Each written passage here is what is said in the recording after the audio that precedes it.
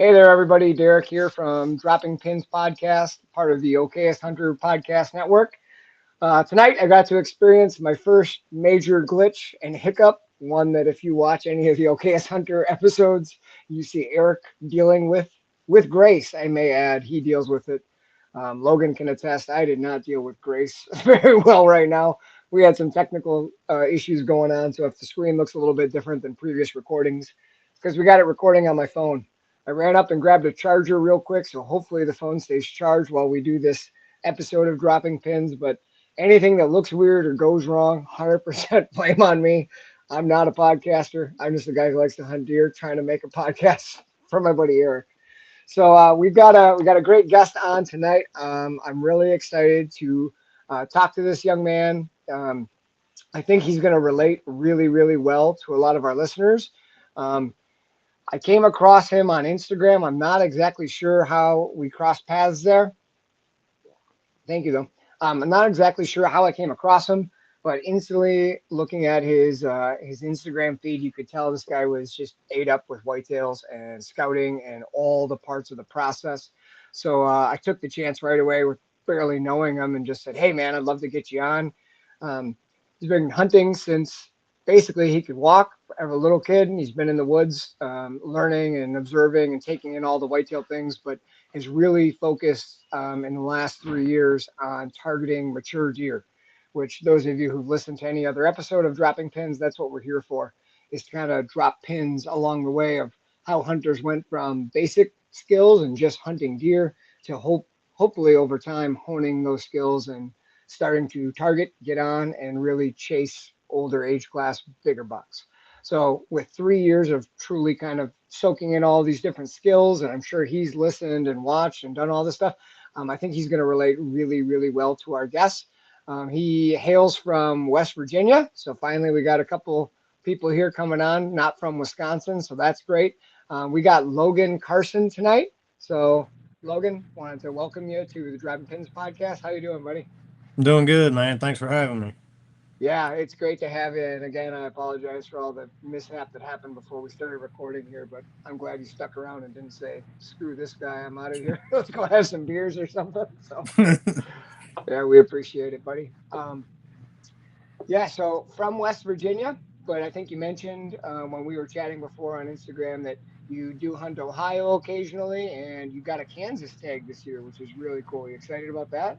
Yeah. Oh, yeah. Yeah. It'll be my first year going to Kansas, so it'll be a whole new experience, but I'm really looking forward to it. Now, have you done any scouting or walking there yet, or has it just been checking stuff out online, or what's that process been like?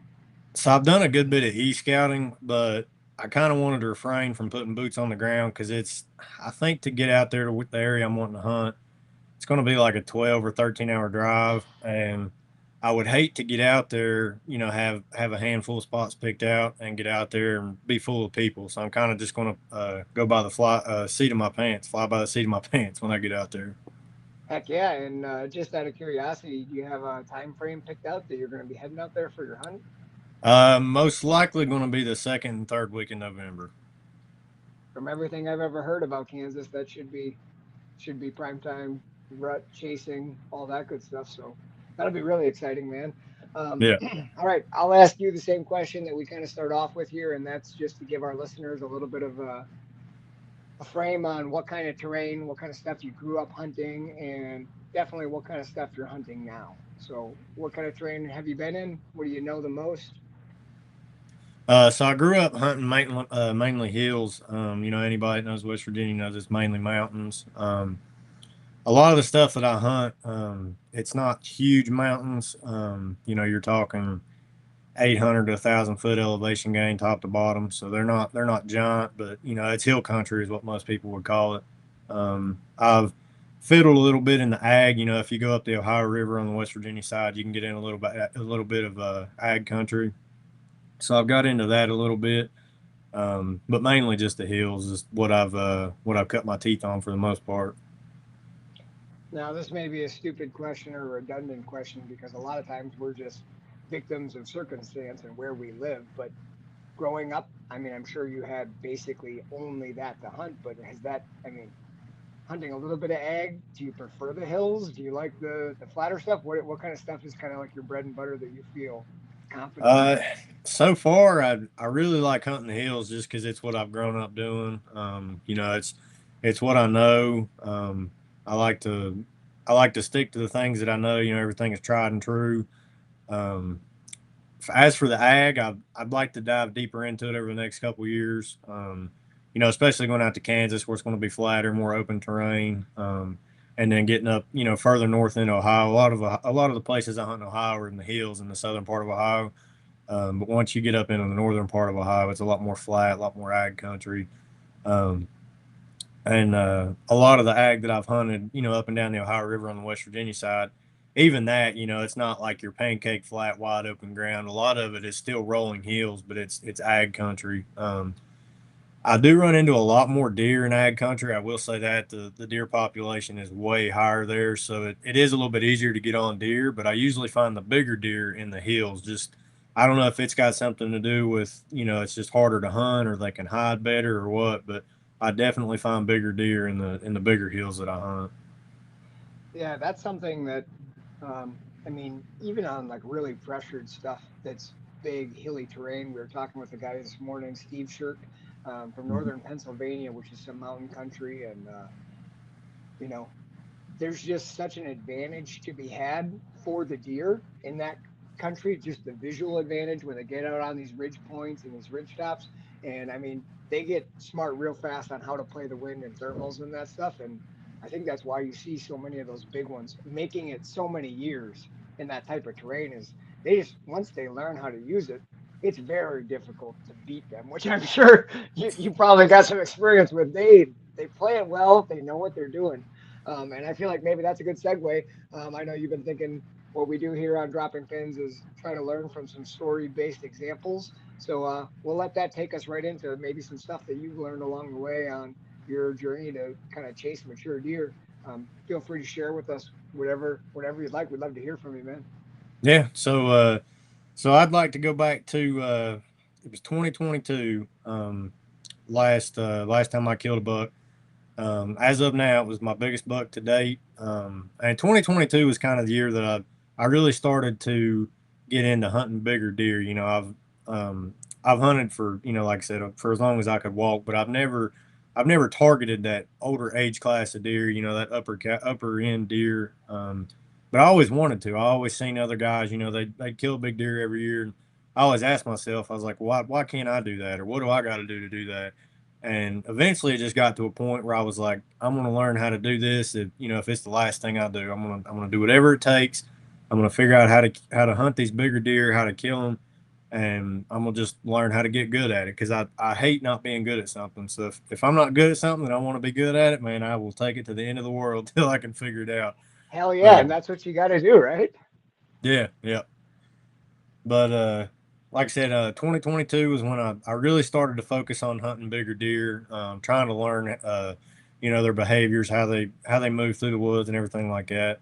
Um, so the hunt that I was on when I killed my best deer was probably one of my biggest learning curves in the hills as far as thermals and wind pull and everything like that. Growing up, hunting the hills, we we were never really told that it was thermals. A lot of what I was told was, the deer were high in the morning and low in the evening. Nobody could ever really explain why.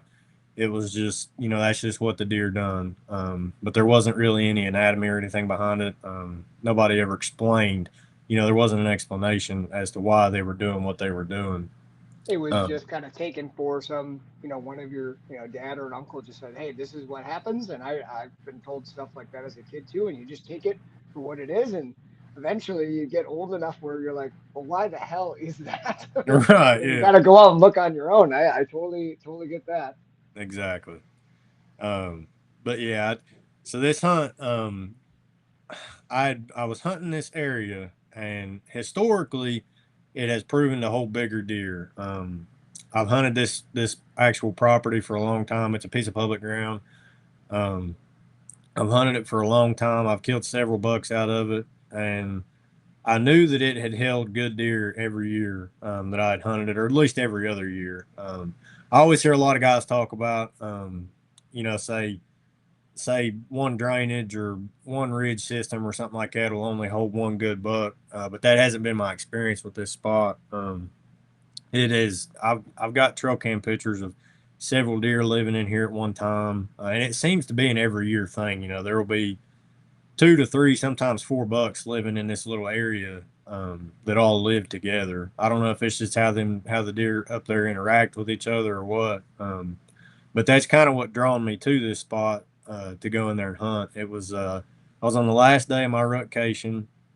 I'd taken 7 days off of work and had been absolutely beat. It'd been really hot all week, and I was on my last day. I'd been, like I said, I had been whooped. I think I'd only seen probably 6 or 7 deer the entire week of hunting daylight to dark, and it just been a really long week. So I kind of went back to this spot. I was like, it's tried and true spot. I got a really good feeling that there's a good deer in there. So I went in the dark, set up blind, and the way this spot sets up, there's a creek bottom that runs east to west, and it has a bunch of points that dump into this creek bottom off of a east to west facing ridge. And this creek bottom runs for probably 3/4 of a mile, I would say. And all of the points, all of the drainages, and pretty much the entire creek bottom is all real thick and brushy. So it's kind of like one gigantic bedding area. And there's always been a really good trail that runs parallel with this creek bottom. And where it dumps out there's this one drainage that dumps out into this creek bottom that I've always had really good success in. So that's where I went to set up. I was sitting on the south end of this creek bottom with a north wind. The north wind, was coming over the ridge top, down the point, and blowing in my face, across the creek. And I was expecting the travel to be east to west. The bucks will run up and down that creek bottom, scent checking the bedding area. Um, and like I said, I sat there all day. I had a couple smaller bucks come through that morning, and I could hear some chasing and stuff in the thick stuff, but I couldn't get eyes on anything. And sat there for the majority of the day. Didn't really see much after those bucks came through that morning, but they played the script just right. They walked the trail in downwind of the doe bedding, scent checked it just perfect, everything you expect a deer to do. But what really caught my attention was at the end of the day. It was the last probably 45 minutes of daylight. I was tossing milkweed all day, checking my wind, and the last probably 45 minutes, 30 minutes of daylight, I had a wind shift. Um, and I looked on my Spartan Forge app. It was still blowing the same wind. I checked several weather apps. I used Windy and Vituski. They show weather, or not weather, but the wind patterns for the area. I was still having a north wind, but my wind shifted from the north to blowing out of the east towards the west. And the way this creek bottom ran, like I said, it runs east to west, but it sort of slopes down at a really, really slight angle from the east to the west. And it's in the back of my mind. I was like, what in the world is doing this? I couldn't figure it out. Um, but then it clicked. I'd been hearing guys talk about thermals and everything like that, how thermals will pull, wind direction down in the evening. And it clicked in my head that all the wind and the thermals coming off of the points and these drainages and everything were pulling down in this creek bottom, and where the creek bottom has that downward slope to it, all that wind and thermals was pulling up and it was dumping down that creek, out towards the mouth of this drainage, all the way out the mouth of it. And that made a light bulb go off in my head. And what and I it was kind of conspiracy up until this point. The buck that I ended up killing, he worked out of this drainage, and I didn't know this at the time, but after I'd killed him, I verified. But he was working a scrape line towards me. But he kind of so I was, like I said, I was sitting facing to the north, with a north wind blowing towards me, and the buck came from my northeast, um, or northwest. I'm sorry, it came from the northwest, and he came down this scrape line to me, and it was crazy because like I said, we'd had a north wind all day, so you would think he'd be running that creek bottom, but with all them thermals and everything coming down, and the thermals were pulling out that creek, he was working that scrape line, kind of angling towards that creek, catching all of them thermals coming down off of the points and off of the out of that whole bedding area. That way he could stand in, like, that one area at the end of that creek bottom and scent check that entire 3/4 of a mile of that creek bottom. And Everything I was pulling down right to that point, and he's kind of cutting it exactly down. He's got his scrape, so he's smelling ground scent from any deer that work through there that he can't smell thermals. Yet right, he's taking just a nose full of everything that's up into that drainage. Wow. Yeah, that exactly. makes sense. Yeah. And it, like I said, at the time, it didn't click with me. But then, after I got to thinking about it, looking at the situation and everything, going back and verifying the wind and everything like that, it clicked in my head that that's what was going on. And the only thing that saved me on that hunt, if I would have been on the other side of the creek, I'd have never killed that deer. But I was on the south side of that creek, and so when them thermals pull down, a lot of times they'll fall down into that creek bottom and ride that creek bottom out. And that where that deer was on the other side of that creek, my scent was falling down into the creek and riding the creek out. So where he was on the other side of that creek bottom, he never smelled my thermals or my wind coming off that opposite hillside. So I believe that's what saved me on that hunt. But that's what made a light bulb go off in my head about how older, mature deer, use the thermals in the evenings and the mornings and everything like that, and pretty much just verify that they try to move the least amount of possible, um, and get the most intel, with the least amount of movement, if that makes any sense. I think that makes perfect sense, and that should be a motto that somebody should slam up in their hunting camp. The mature ones want to expend the least amount of calories to gain the most amount of information. Exactly what you just said is something that I think everybody should just keep in the back of their mind whenever you're scouting or looking at stuff, because that's what they're trying to do, right? Like, be as effective as possible. And knowing those things, like that aha moment of like what the wind was doing compared to the thermals, I'm assuming at the end of the day the wind had kind of died down, and that's when you felt that thermal pull. Like, Yeah, that's something that as a hunter, and you're going in, you said you had 7 days to hunt, and I mean, 7 days is a lot different than that buck's 5, 6 years old, and he's done that every day and tested every spot. exactly. And like, thinking about that deer living in that spot 365, they figure out real quick where and when and how the wind works over that landscape, just like the water works over rocks in a river. Like, Hmm. we think about it just in terms of what we know from hunting the spot a couple times, but man, those bucks who have lived multiple seasons, think of how many days and how many mornings and how many evenings he's checked and like just got to know exactly how that terrain works. And he played it to a T. I am definitely going to ask you to. I want to hear the end of the story. So he came in on the scrape line. Tell us the Yeah. part where you shot him, because the aha moment was great, but we might as well hear the good part too. Yeah. Yeah, he ended up working a scrape line, just about to the creek bottom. He worked his way out of the thicket, and it was kind of a real small opening where I was at. It was kind of like a 20-yard bubble, I guess, that was kind of open more than the real thick, nasty stuff he was in. How And far were just you off the creek in your setup? Like, how close were you to the water? probably 10 yards, 5, 10 yards maybe. Okay, I tried to be close enough to it to where, when my thermals dropped, they just fell straight down into the creek, and then they, blew out with the water. makes Um, sense. but yeah, he worked that scrape line all the way up into that little tiny opening, and that was the last scrape he was on, was that little tiny that scrape right in that little opening that I was in. I killed him at 25 yards, and that was that was the end of it, man. I came Hell yeah. unglued. I can tell you that. Is that a deer that you had seen and like known from trail cameras or prior experience? Did you know about that one? So that was that's the funny part of the story. So I was actually hunting that deer's dad. I'm assuming anyway. So I've got I had a trail cam picture that year, in September on an SD card camera, and I hadn't been back to check it until I went in there to hunt. And I had a picture of a deer that was almost identical to the deer I'd killed, but I want to say he was a mainframe 12 point was what I could count out of the picture, but I mean, Wow. he was like a mid 160s, I would say, which is an Wow. absolute mega giant for West Virginia. Like Huge. they just, yeah, Huge. they just don't get that big in this area. And That's big anywhere, brother. yeah, but I was, like I said, I actually was hunting that deer, and when I had shot him, I thought that was that deer.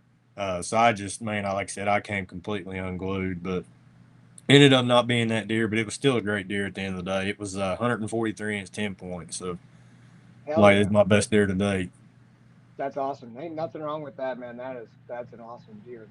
Um, I did have one last question for you off that story. Seventh day of your rutcation, your last day. I mean, way to make it come through at the end.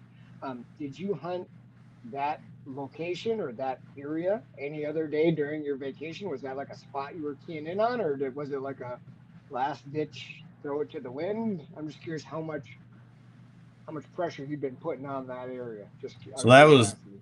that was definitely a last ditch effort. I had pretty much spent 6 of those 7 days hunting in Ohio. That was my first year hunting Ohio, and man, I was dead set on killing a deer in Ohio. Like that was all I focused on. I was really trying to grind it out and kill one in Ohio. But like I said, it was really hot all week, and we didn't get a big temperature drop until that seventh day, the day that I killed the buck. But I just, yeah, I only seen a handful of deer in Ohio. Like I said, I think I seen 5 or 6 deer all week. But being my first year in Ohio, I didn't get any winter scouting done, and it was my first year, trying to chase that upper end deer. So I had a lot to learn, um, and I don't really think I knew enough about what I was doing and about the terrain that I was hunting in Ohio and how the deer moved and everything like that. So I just like I said, I spent those 6 days, only seen a handful of deer. And then that spot that I killed my buck in was kind of like a last ditch effort. I was like, this spot, it usually produces this time of the year. I was like, there's bound to be a good one in here. So I'm going to just go in and, pretty much just a hanging hope at the end. It really is what it was. It was just a hanging hope. But, yeah, it ended up working out in my favor, thankfully. It usually doesn't work that way, but I guess I got Well, lucky. hey, it's great to catch a break at the end of a tough week of hunting because I mean, as you're going through what happened in Ohio, and man, you took a lot of the blame on yourself there, saying you maybe weren't, but you could have been in a bunch of great spots, and if that weather is not cooperating and the rut's really not rocking, like you don't have that hot don't move. Like those bucks, as we just mentioned before, the same thing. They're trying to expend the least amount of energy to do the greatest amount of whatever it is they need to do. So if the rut is not like in full swing and it's 70, 80 degrees, you, I mean, you could have been in a great spot that if it would have been 20 degrees colder, you could have had bucks running. You know what I mean? Like it.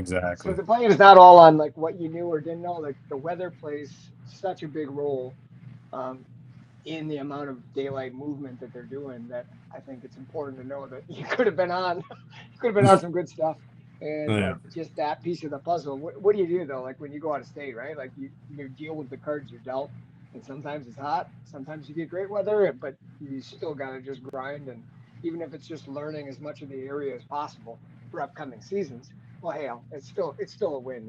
Like you got to do what you Right. got to do. Yeah, dang. Well, hey, congrats on that good buck. That sounds like a hell of a story. Good learning moment.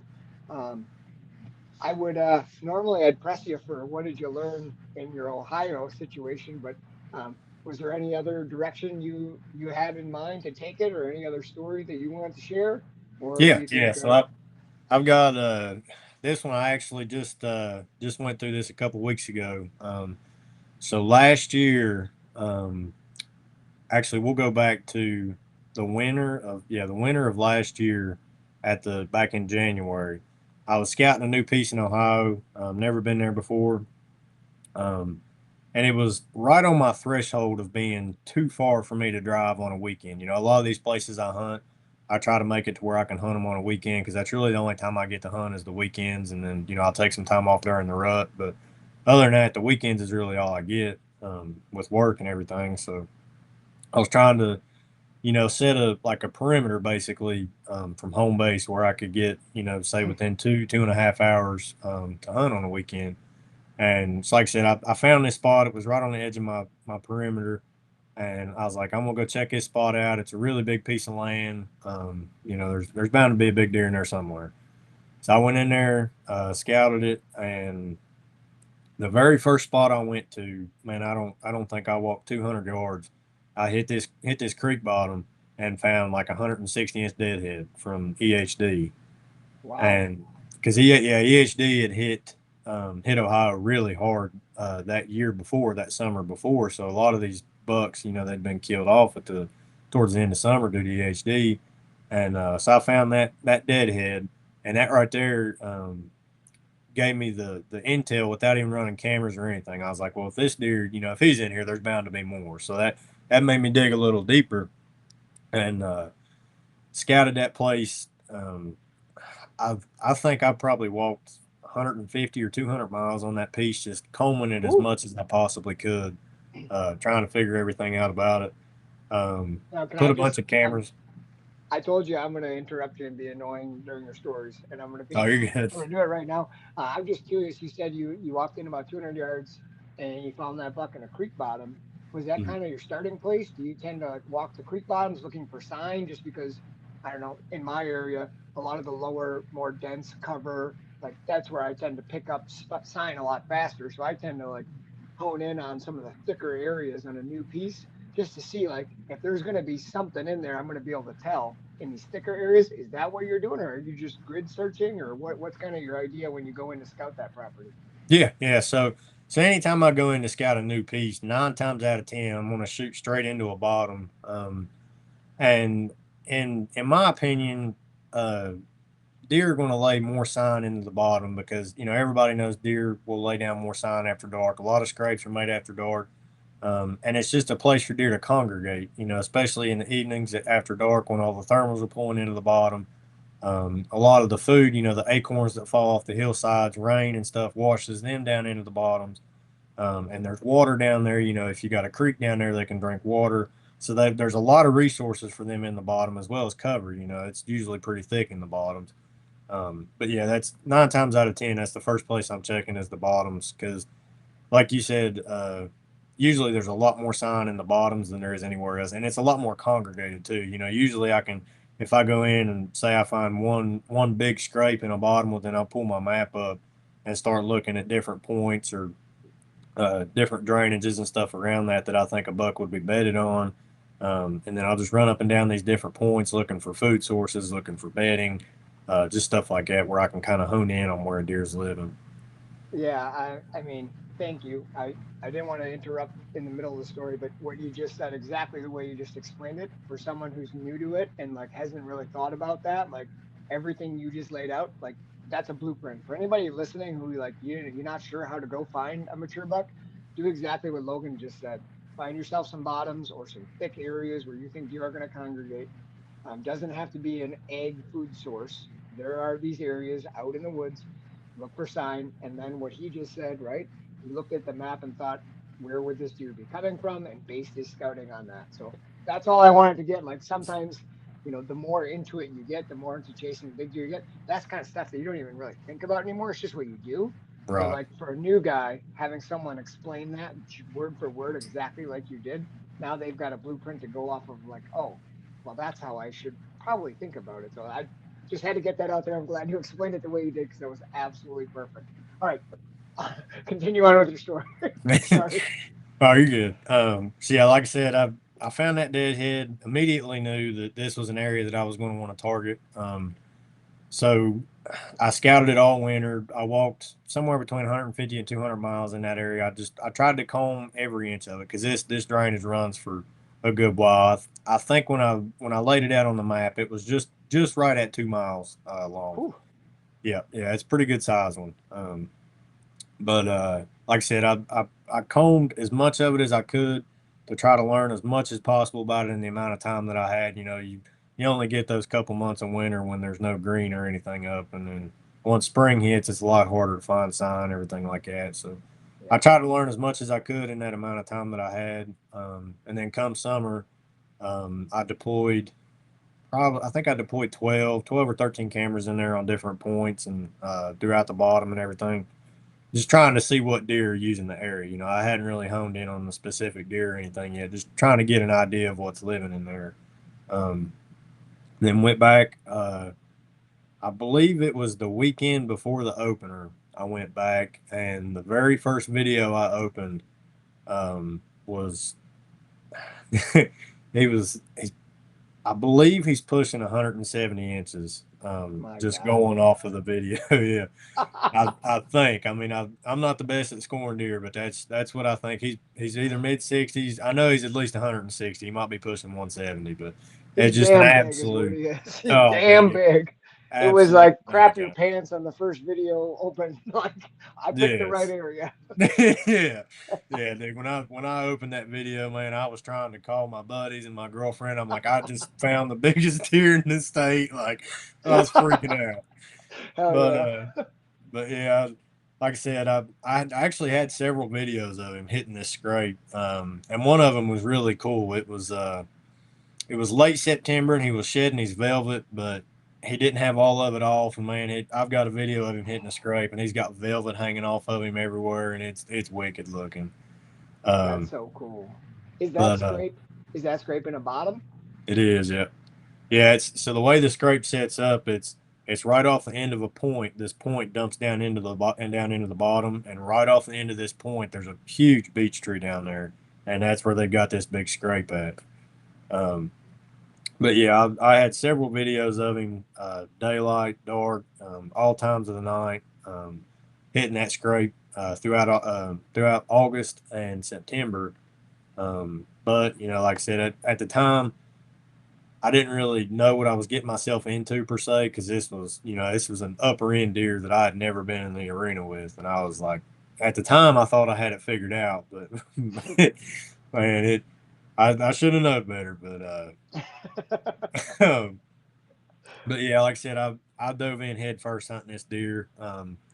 Opening morning, this is another huge learning moment. Opening day, I went in and put a sit on him. And I wanted it to kind of be like an observation sit. I didn't really have him pinned down on where he was living just yet, but I had a general idea. So I went into this bottom, sat off of the scrape a little bit, but I sat in a spot where I could see the scrape, I could see the point, and then I can see another point coming down because we had a south wind that day. Um, and the drainage runs east to west. So we had a south wind.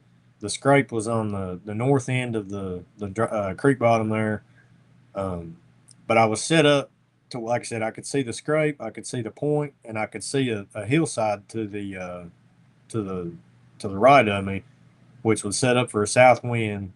Any deer bedding on that hillside, they were going to be bedded there with a south wind. But I set up to where if he come off that hillside into that bottom, I was going to be able to see him. And that was basically all I was going for was an observation set at the time. I was like, if I can put eyes on him and figure out what point he's coming off of, then I can make a move on him then, and pretty much have him set. But first hunt I went in there, it was opening morning, or I'm sorry, opening day. Went in there that evening, and this was like I said, another learning curve with thermals. I sat there all day, and we had a wind that was blowing up the drainage. I thought I was going to be perfect all day. My wind was blowing in my face. I was looking down the drainage. Thought I was going to be perfect. Well, the last 30 minutes of daylight, I could hear a deer coming down off of the point in front of me. But at the time, I thought I was still good because my wind had been blowing in my face all evening. And so I was sitting there looking for it, and I caught glimpses of a deer coming through the brush. Still to this day, don't know what it was. Could have been him, might have been a doe. Not 100% sure. Um, but this deer came down off this hillside, got down into the bottom with me, and I'm talking the second it got into the bottom, it started blowing and blowing and blowing and tore out of there. And I was like, "What in the world?" Like that, I know the deer didn't see me because I was tucked up in really good cover. I was like, the wind was blowing in my face. What happened? So I pulled out my milkweed, started throwing my milkweed, and the wind the wind was still blowing, up the drainage, technically, but where the wind had died down, this was a big thermal learning curve for me. The thermals at the head of this drainage, they're coming down off of all these hillsides, coming down into this bottom, and the best way that I know how to explain thermals to somebody is if say you take a funnel, like a plastic funnel, pour water into it, right? Well, it's all going to go down through the spout, right? So if you imagine that in hill country, if you take these drainages as a funnel, all that wind and all them thermals and everything in the evening, they're going to hit that bottom, and they're going to go shooting out the bottom out the mouth of the drainage. and they could go the complete opposite way that the wind was blowing, which is what happened in this scenario. All them thermals. Andre DeQuisto talks about this. He calls it something like a thermal spill or something like that. But it's pretty much where all these thermals keep dropping and dropping into this bottom, and they build up, they build up. Well, eventually it has to bust like a balloon. Well, then them thermals come shooting out that bottom, and that deer knew exactly what was going to happen because that deer had lived there, for Lord knows how long, and he watches, he knows the thermals do this every single evening. So he came down into that bottom, could smell the entire drainage, including me. So when he got into that bottom, he smelled me and tore out of there. So, like I said, didn't get eyes on him. And I don't know if that was him or not, but it did sound like a big deer. So I that could would have bet ruined. What is it? I would bet that in the back of your mind, after that deer tore out of there, I know if it was me, I would have been kicking myself, and whether I thought it was or not, I would be picturing that big rack running freaking through the woods, kicking myself in the ass. Like whether it was or not, you're gonna beat yourself up over that one. Oh yeah, yeah, yeah. In the back of your mind, you're trying to convince yourself it's not him, but then in the back of your mind, you're like, that was probably him. You're just, it's like a constant battle. Uh, but yeah, long story short, I ended up hunting that deer all year. Never could catch up to him. I had several pictures of him, but it just seemed like he was always one step ahead of me. Like I said, I'd never been in the arena with a deer of that caliber, so he was just out of my league, I guess per se. But I went back in there this winter, tried to scout some more. I mean, I've looked at maps more times than I can even count, man. I've probably got 200 pins dropped in this drainage on every little pin. I mean, I'm talking, dude. I see a track, I'm dropping a pin. I see a rub, I see a everything. I'm trying to drop a pin, and I'm trying to play connect the dot. Like he was here this day, he was here this day, trying to find a pattern, and I can't. Um, but a couple weeks ago, I was up there. I was actually hanging cameras, and there was one spot that I'd never looked for this deer in. The way this place sets up, there's a hiking trail on top of the ridge, and then there's I don't know if it's like an old logging road or what, but it's if you come on down the ridge side, it's probably 60, 70 yards down the hillside. Underneath of that walking trail, there's a flat, like a bench that circles around all the way around all them points. And there's a lot of deer travel on it. I mean, I've put a camera on it. I got lots of bucks in the rut, but I never did get that buck walking on it. And I've heard Nathan Killen talk about this. He talks about, these big bucks will get on the downwind side of something like that. They don't want to walk in the same place as the other deer walk.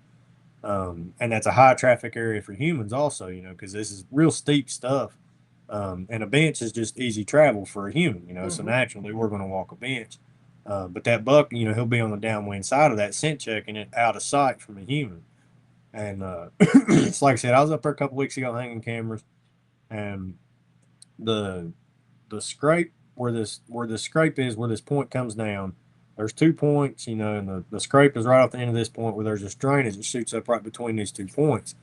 And it's real thick, nasty, real steep. I mean, literally almost impassable. Like if you was to, go up inside of it and try to come out the top, you'd be grabbing root wads trying to get out of this thing. And in the back of my mind, I was like, I always told myself, I was like, that deer might be living in there, but I was like, there's no way because there's nothing there.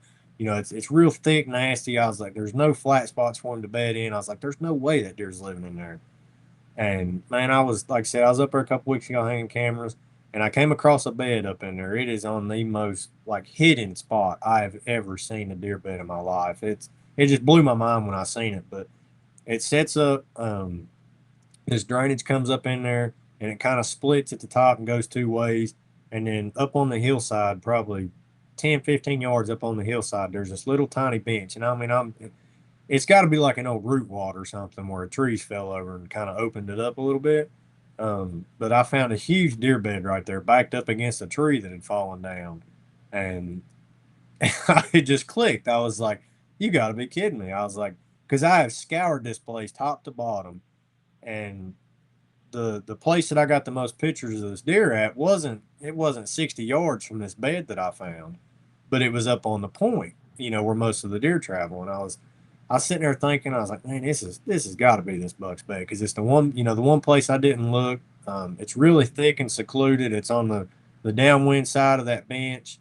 Um, it's you really can't even see it until you get up in there and like literally stand right in the bed, and I it's got I got two quick questions for you before, because I want to hear the rest of it, because that story gave me goosebumps. Just like when you walked up on it, did you instantly just like get that feeling like the like almost like a chill, like this sucker's been right here, like under my finger? But did you? I mean, was that what you felt when you Oh found it? yeah, yeah, man. It was crazy because I've got a good buddy I talk to lives out in Missouri, and so we talk deer all the time, and he told me all season last year he's like, man, that deer's got to be right under your nose. He's just somewhere you're not looking. I'm like, man, I've looked everywhere I can think of. I've done everything that everybody says big deer do. I was like, I just can't find him. And then when I crawled up in that drainage and found that bed, man, I called him and I was like, dude, you're not gonna believe this. I was like, man, this is I found it. I was like, I really believe this is where he's been living this whole time, and I've literally just hunted circles around him the whole year and had no idea. My other question for you, and I'm trying to follow the train with your story. You're doing a great job describing it, but that flatter little bench that kind of comes around the hillside below that main hiking trail. I mean, Mm, obviously, I was doing some scouting in some hill country on Tuesday, and below the hiking trail there was a little flat bench nestled in some thick stuff, and there were some great beds. And I think they do like to monitor people. Um, mm. I'm just curious, was his bed, that one that you found that you think could be his, was that somehow just below there, below that bench you're talking about that the deer use? Yeah, Because yeah, in it my was. mind, when you said that there's lots of deer traffic, but you never got him, in my mind, I was like, he's monitoring it from like some ditch below it, right? Where, in the evening, everything's dropping to him. He doesn't need to go up there and expose himself. He's somehow picking it up. And then I got goosebumps right now, but when you described where that bed was with two little ditches that drop down into that steep shit, it was like, well, I bet you he can monitor it. I bet you it's all dumping right to somewhere. And then you freaking said it. I was like, I got goosebumps. Yeah, that was my exact mindset. Because I mean, if you got any human or deer traveling that bench, and their thermals drop, they're gonna fall right into that drainage, and they're gonna hit him right on the back of the head. I mean, he's bedded right there where he can smell everything. And then anybody on the very top, on that hiking trail, if they walk anywhere past that drainage, he can smell them, and there's no way to get into him either, because if you come in on the point that's kind of behind him, um, he you can't really get to him, because if he's got the wind coming over his back, you can't get to him because it can smell you. And if you come up to him from the bottom, man, it's so daggone thick going up through there. You can't get to him Yeah, without him hearing you or seeing you. And it's one of them spots. It's almost impossible to hunt. It's gonna take some deep thinking and a lot more in depth scouting on trying to figure out how to get into him. But man, it sounds like, I mean, that's where an old buck is going to live, right? Where yeah, it's impossible to get to. I'm not going to let the cat out of the bag, but I talked to a gentleman a couple days ago who hunts some real big bluff country in southwestern Wisconsin, has killed some absolute giants. His name's Tony Van Asten. He's got some YouTube videos, big time shed hunter. But one of the things that he brought up to me, one of his aha moments, which is something that I personally observed, but I never thought about it the way he explained it, and it really made sense and could help you too. I mean, you'll have to listen to the episode because he does a great job explaining it. But he calls them tweener beds or in between beds, and they're on mornings that are really, really still and like there's no indication of wind. And what he said in the hill country is he's noticed a lot of times the bigger bucks before they decide on which bed they're going to use for the day because there's no indication of like what the day winds are going to do, they'll have a real low bed that they'll lay in just until like maybe 7:30, 8 o'clock, when they get the first little hint of wind, because they still have all those falling thermals, so they're like still somewhat safe, but that bed is somewhat times in a vulnerable spot, so maybe like below his own, his drainage that you're talking about, where he can get up one side or the other side depending on wind. He said he's seen a lot of times where where a buck is vulnerable for like an hour after daylight, and then as soon as they get that first little whiff of like which way it's going, they'll make their choice and they'll head up into their secure bedding area for the day. But that got my mind like, oh dang, like I actually have noticed that, and I was wondering why that buck was moving at that time through this area. And when he explained that to me, I was like, light bulb, like, hey, Right. maybe that's something. So I don't know if that's gonna be anything for you, but I would listen to that episode when it comes out because that could be a one chink in the armor of that deer because he sounds like he's got it figured out really well. Yeah, yeah. See, that makes perfect sense because, like I said, I've got several videos of him, and a lot of the videos I have of him hitting this scrape, in September, they were just 45 minutes to an hour after daylight, and I've heard a lot of guys say that these bucks will stop and hit the scrape that's closest to their bed on their way back to their bed. So if he was bedding in that bottom, waiting for that for them thermals, to transfer to the wind, he'd lay there. Once he gets a steady wind, he'll cruise by at scrape, hit the scrape, and then ease his way on up into the bed. So that makes perfect sense. It's still, I mean, it's still difficult because you don't know exactly where he's laying out. He's laying up probably before it's light, right? Like the Oh, odds are he's already in there. He's laid up. So like, how close can you get in the dark to where you think he's gonna come up? But I mean, sometimes that's the only option you got, and you got to push the envelope to get after yeah. those big ones. Otherwise, you're just going to be chasing tail all season, being one step behind. So. Man, that sounds like a cool scenario. I can't wait. You're going up there this year to hunt that same area? Oh yeah, yeah. That's if I haven't verified he's even still alive yet. I have pictures of him last year, but I've got cameras out now waiting to verify if he's still alive and everything, and then I'll do some glassing and stuff. But yeah, that's my number one target deer for the year if he's still alive. Well, as terrible as that spot sounds to hunt, I'm sure that, hopefully that buck's still alive for you. But even if that buck died, I mean, that sounds like a spot that whatever the mature animal in the area is going to be, the dominant one, he's going to be using that at some point because Oh yeah, those kind of spots are hard to find for deer, right? Where you're like, you have no real weakness, and they freaking know that. Like what we talked about before, living there 365, they know the spots. So I think no matter what, you might have found yourself a spot that could be good for a number of years if you just figure out the best way to, increase your odds of hunting it. right. That's the tricky part. Yeah.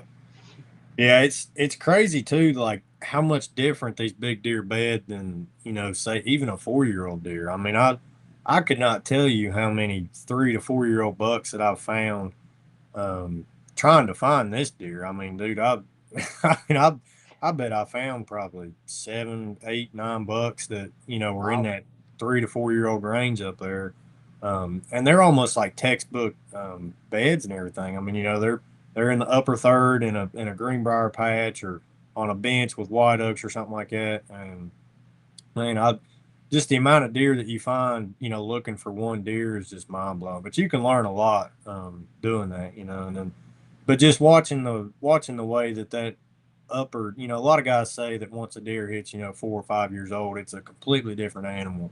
And I never understood that until I tried to hunt this deer, and I was completely mind blown. I was like, man, this all makes sense now. Like this is a whole nother ball game.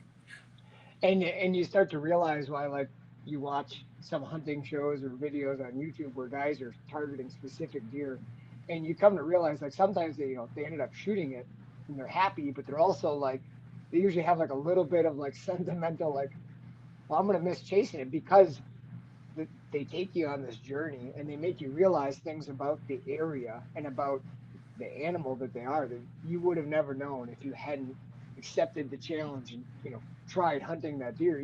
It just makes you see things in a totally different way, Right. and that's the whole point of this part of this podcast is like hearing people's experiences with it and hearing story from a guy like you who just got into it and has already like accepted that challenge and tried taking the spot. Man, I just think it's super, super, super cool. And obviously, you've done enough studying and listening to guys who have done it before to put yourself in a great position to chase them because man, you know what you're doing. You're on them. Yeah, yeah. What what are some things that have been like a big help to you or outside of actually physically chasing it, like what kind of stuff has really been helpful to you, would you say, that maybe you read or watched or people you've listened to? Uh, so I would say so. Ryan Glitsky and Nathan Killen. I've learned a lot from those guys. Jake Bush, I've learned a lot from him. But there's one specific thing that Ryan Glitsky, I heard him mention on a podcast. I think it was last summer, and man, it helped me tremendously. He talked about finding little saplings, thumb size or two finger size saplings that will be broken off, at waist level, where bucks will be rubbing it and they'll just break it off. And if you think about it, if that tree's still alive, if you find them in the early season, that tree's still alive. Well, if you try to break that with your hand, man, it can be pretty tough. It takes a good bit of effort to break one of them. So I started looking for that. When I was looking for this deer last year, I was looking for, all them broken saplings and everything. I was just trying to, so I try to take one thing and I'll run with it for an entire season and try to put it to use and try to see if I can make a correlation with it. And that was one thing I really looked for last year, and it helped me locate a lot of deer, um, as far as finding where deer are living and everything. But yeah, I'd say, especially now, that's probably one of my biggest scouting tools. If I go into an area and I find a bunch of those little broken saplings and everything, 9 times out of 10, I'm going to put a camera in there because it's kind of like a hidden thing. It's not something a lot of guys think about. It's not like a huge rub you see in the woods that everybody can see or a huge car hood size scrape. It's something that's subtle, that a lot of people don't notice. And you can a lot of times, you can find big deer that way that otherwise you'd have no idea even lived there. Um, that's really interesting that you mentioned that. I'm a big rub guy. Like scouting, rubs are my favorite thing to to look at and kind of decipher, and that's kind of my, I don't know, my biggest thing. And 2 years ago, I was scouting some public in Illinois, and I went to a different area that I'd never walked before, and I started to come across some really good deer sign on this one ridge. Had a bunch of multiflora rows on it, and it was just a really big bedding ridge. Seemed like mostly does. There was like rut sign, a couple big rubs, a couple scrapes, but you could just tell a lot of does lived in there. Mm. And then I kind of saw on the map there was a couple little, they were definitely smaller, but a couple little fingers that came off of like this weird little grassy area. And they were just below this main big ridge. And I was like, I should go check those just in case. And I came down the side hill of the main bedding ridge and I walked up. And you were just saying that those snapped off rubs can be very subtle. Well, this was not very frickin' subtle because there was probably 60 trees. They were sumac trees, which are somewhat soft. But I Yeah. mean, it looked like somebody took a brush mower and, 2 feet up, just leveled them. And I was like, did somebody Mm. clear this out? But I got to looking at them and I picked them up and they were all rubbed. And then Yeah. there was another section just like that where you could just tell, like, in my mind, it was like, all right, this is like somewhat early season. The bucks must be living on those little finger ridges. And as they're Mhm. coming up this ridge, they're just killing daylight because it was still thick down there. So they're just wasting time and somebody's just tearing these trees up. So it kind of gave me an inkling that there's probably a pretty good sized deer in this area. And I ended up hanging a camera, not in the rubs, but on a different exit, actually on the opposite side of those three ridges. And there's a big one in there. Uh, I'm still hoping he's around this season. I got a picture of him September 15th last season, in broad daylight, and biggest deer I ever got on camera. Yeah. So I'm not saying he's the one who did that, but when I saw those rubs, it was like there's something good living in here, Right. and I'm hoping to get. I did a lot of scouting in there this past winter. There's still good sign in there, so I'm hoping. I'm sure there's more than one, but I mean, he big. Yeah. So I think that's a great tip. That's really cool. Yeah. And that's all it takes too. I mean, you just find little subtle sign like that, and he might not even be the deer that made it, but that sign is what led you to finding that bigger deer, and then you can Hmm. take that from there. Um, and feeding areas is another big place to look for them. If you're in a stand of white oaks or something, especially in the hills, if you're not hunting ag country, white oaks are, they're like the corn of the hills basically.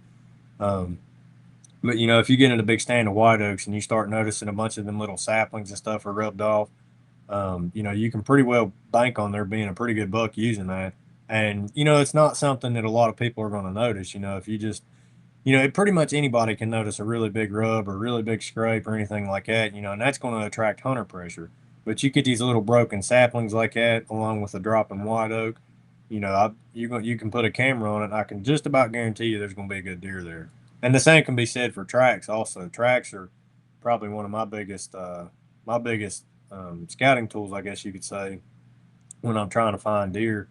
When I hit these bottoms and I'm looking at these scrapes or these creek bottoms or anything, man, if I find a big track, it gets me just about as fired up as finding a big scrape. Like it just, And I'm glad you brought it back to just mentioning the bottoms because obviously you talked about earlier, like when you go to scout, a lot of times you start in those bottoms and just a softer soil. For anyone who's not spent a lot of time in hills, you think about it, the hilltops are obviously real tough soil, compacted, very hard to see tracks. But if you spend some time burning up bottoms, checking creek crossings and just that softer soil, you're going to pick up those big tracks 10 times faster than if you were looking for them on any side hill trails or especially up on the tops.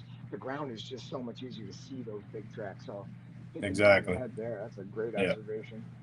And That's tracks, in my opinion, they're like, I mean, they're just about as good as actually visually seeing a deer, because you can have trail cam pictures of a deer, say like in my situation, I'm going off of a deer that I hunted last year. That I'm going off of a track right now that I found when I hung my cameras. I found a big track in there, but I'm not for sure if that's his track, but that tells me there's a big deer there. Whether that's him or not, I don't know, but I at least know that there's a big deer there. And a lot of guys will tell you, say they're like, oh, well, a big track doesn't necessarily mean it's a big rack deer. A 160-inch deer could have a small hoof. Well, I've never seen a small bodied deer have a small hoof. It just that's it. Yep. it's anatomy at that point. You know what I mean? And you know Yeah. you you might not have you could have a 6-year-old deer only be 130 inches.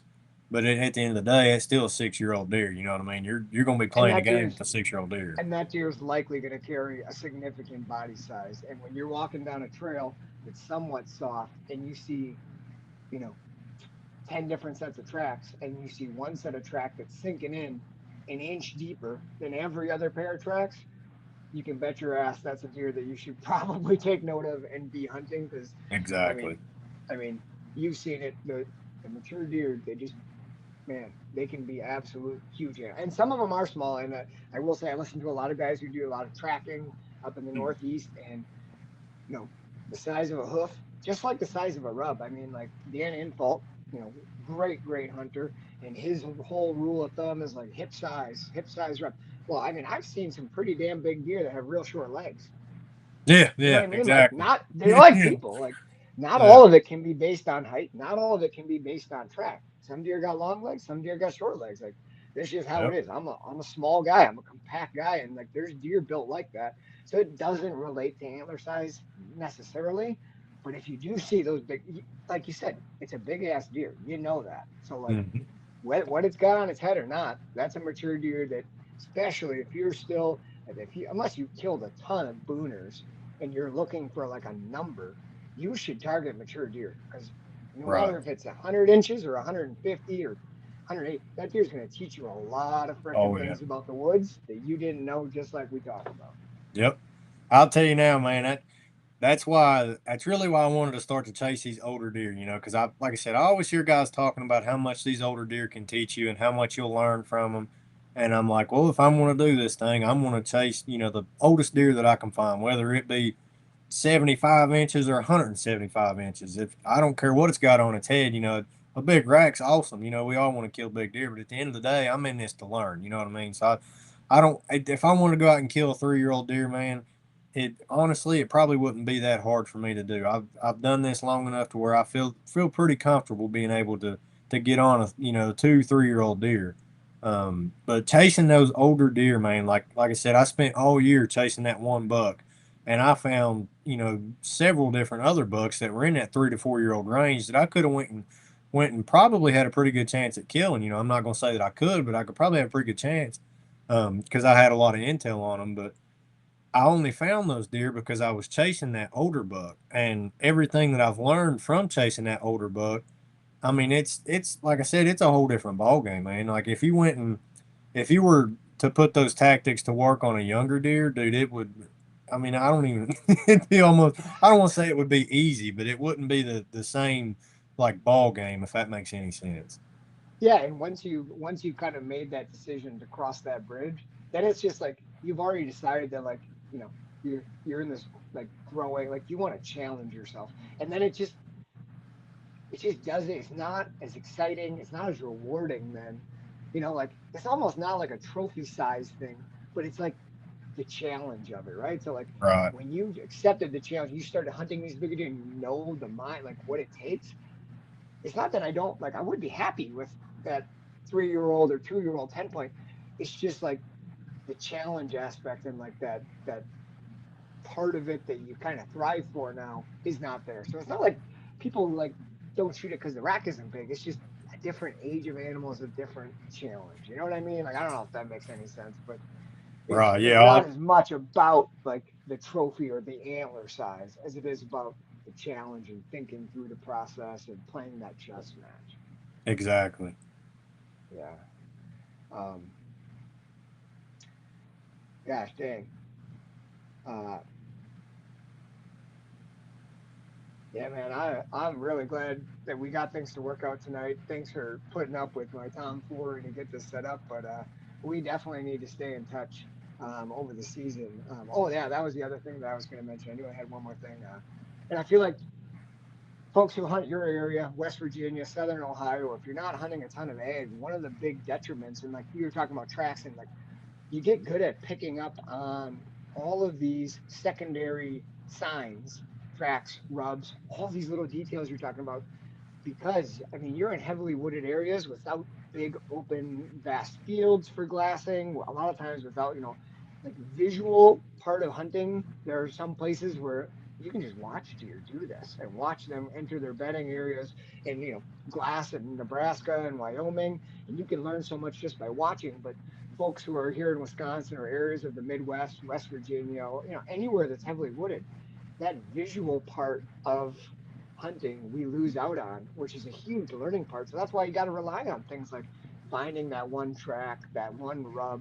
I mentioned the tracking a little bit, but I'm really working hard to get somebody who's well versed in tracking deer in the snow because I feel like they have a totally different outlook. Watch, they get to walk where deer walks, a mature buck walks for a couple Yeah. days. Like how much you can learn over that based on we're looking for clues. We're playing the detective game, Yeah. basically Yeah. everything you described.